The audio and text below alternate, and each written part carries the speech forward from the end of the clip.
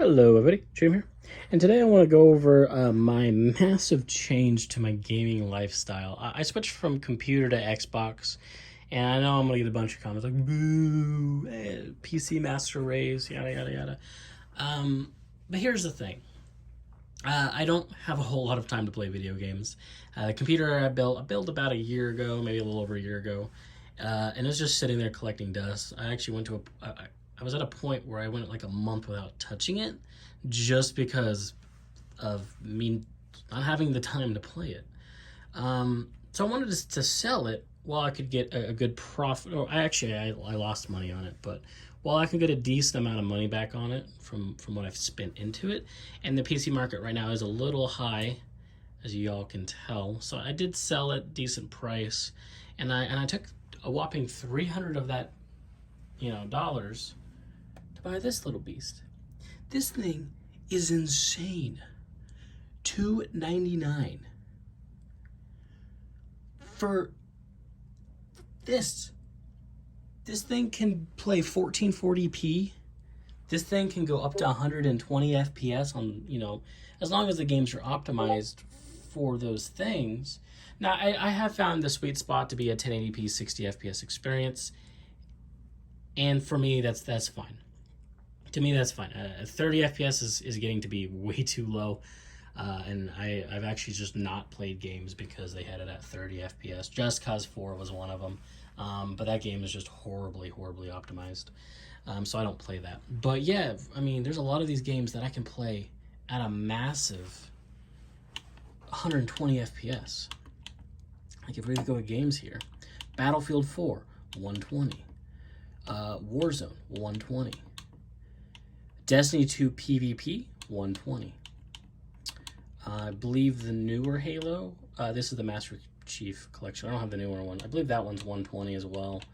There are a lot of these games that support 120. Super buttery smooth. I do have a 165 hertz display. It's a Dell 1080p. It's a VA panel. Yeah, it's a VA panel. It's not IPS. It's not, but it's also not TN. I kind of hit in the middle of the road there. I love this monitor. I'm completely happy with it. It meets all my expectations. Games look great.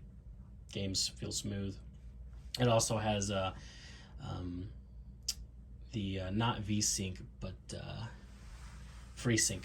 I had a brain fart there. It has FreeSync as well, so the Xbox supports variable refresh rate as well, which is super nice. But yeah, this beast here, it packs a huge punch for the price. You are not going to build a gaming PC for $299. I mean, the OS itself costs what, $120. Yeah, you could get it off of a third-party retail for a lot cheaper, but let's say you spent $50 on the OS. That only gives you $250, and at that point, that's the whole graphics card is your budget. So yeah, if you want to get into gaming, next gen gaming at that for such a low price point, you cannot beat this. You cannot beat that. It's insane to me. Now, if the PlayStations were available, I probably would have got a digital PS5. It's only $100 more, and it does pack a huge punch as far as like the power in it. It's upgraded, but at the same time, those are 4K consoles. I don't have a 4K PC or a monitor. It's not 4K. It's only 1080p. So even if I did went that route, it's not like I would gain any advantage as far as when it comes to resolution goes. So that is something to bear in mind. It's all you have is a 1080p, for a whopping $315. You can grab this and Xbox Game Pass and be gaming. You have 400 games at your disposal, over 400 games. Absolutely amazing deal. But yeah, the mouse and keyboard's not hooked up to that. It's actually hooked up to my laptop over here. Because my biggest complaint when switching to console was I couldn't watch YouTube or watch streams.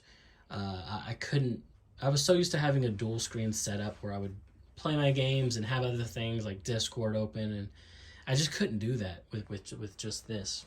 Now, I did have a spare monitor lying around, so I hooked up my laptop to it, and what glued these things together is this puppy. It's a Turtle Beach 700 Gen 2. Runs about 150. Well worth the money, though. Well worth the money. Super comfortable. The sound is phenomenal.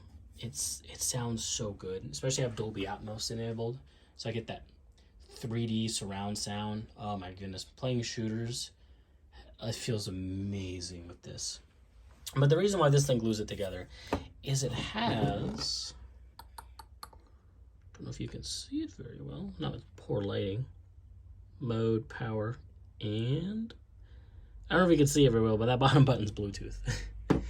And what that does is that allows me to Bluetooth to the laptop.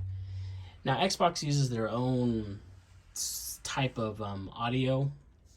It doesn't use Bluetooth. It uses, I think it's called Xbox Direct. So it can do that and do that at the same time. So I can watch streams on this one, watch YouTube, talk to my friends on Discord, do everything I would normally do on a computer, and play video games. Now, if you compare these two things together, you could just build a PC. I mean, heck, the laptop was probably ran me $500, $600. The monitor, I believe when I bought that time was around 100. I've had this monitor for over, I would say around 10 years. This monitor's old. It looks great though. 1080p, 60 hertz. I've had it for a long time. So if you're just coming into the scene and you want this experience, but you don't have anything, I think it would probably be cheaper just to build a fairly budget PC and 2 monitors and enjoy it. But if you already happen to have a laptop laying around, or maybe even just a spare computer, like just a very low-end office computer, and then, you know, if you're in my boat here where I happen to have these things laying around, out of pocket, like from a gaming standpoint, I've spent $300 because I've already had that. I already had all of this. Well, I bought these. But you don't. If you want to enjoy this, you're going to need Bluetooth. Xbox does make their own headset that supports this. It's only $100. That was actually the one I was looking for, but I couldn't find it anywhere. So this was my only option. But overall, this setup, I absolutely love it. But yeah, if you have any questions, as far as storage goes, this thing lacks storage, so I had to buy one of these. This only ran me about $50 for 2 terabytes. Yes, it is a hard drive, not an SSD, but let me tell you, it doesn't take much longer. I've tried the games on the internal storage and this, and yes, it is faster on here, but it's not so much different to where this is painful to use.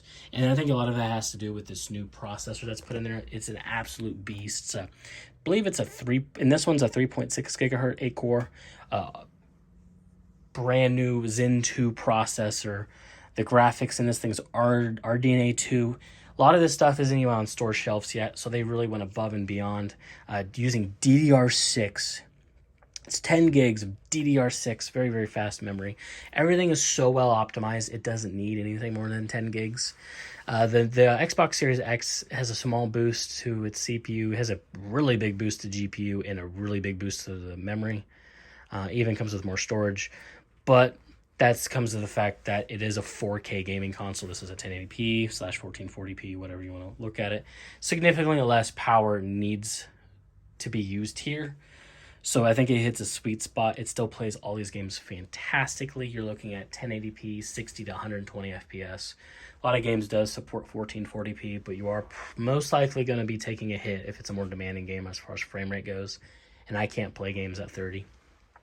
It's got to be 60. So yeah, if you're in my boat here, this is a fantastic deal to get into gaming, especially with Xbox Game Pass. You cannot beat Game Pass.